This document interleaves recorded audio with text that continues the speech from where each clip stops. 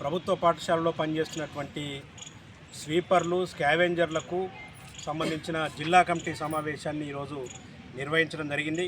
ప్రధానంగా ఇవాళ రాష్ట్ర ప్రభుత్వం ప్రతిష్టాత్మకంగా సింగరేణి డబ్బులతోని ప్రభుత్వ పాఠశాలల్లో స్వీపర్లు స్కావెంజర్లను మెయింటైన్ చేస్తూ ఉన్నారు.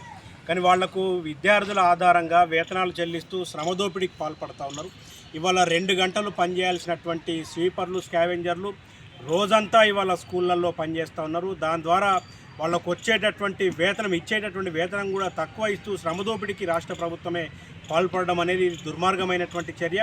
కాబట్టి స్వీపర్లు స్కావెంజర్లకు 26,000 రూపాయల వేతనాన్ని ఇవ్వడంతో పాటు వాళ్ళందరికీ కూడా మాస్కులు, గ్లౌజులు, అదే రకంగా సబ్బులు ఇవ్వాలని, యూనిఫామ్లు ఇవ్వాలని, గుర్తింపు కార్డులు ఇవ్వాలని, వాళ్ళందరికీ కూడా పిఎఫ్, ఈఎస్ఐ ఇన్సూరెన్స్ సౌకర్యాన్ని కల్పించాలని చెప్పేసి ఏఐటీసీగా రాష్ట్ర ప్రభుత్వాన్ని మేము డిమాండ్ చేస్తూ ఉన్నాం.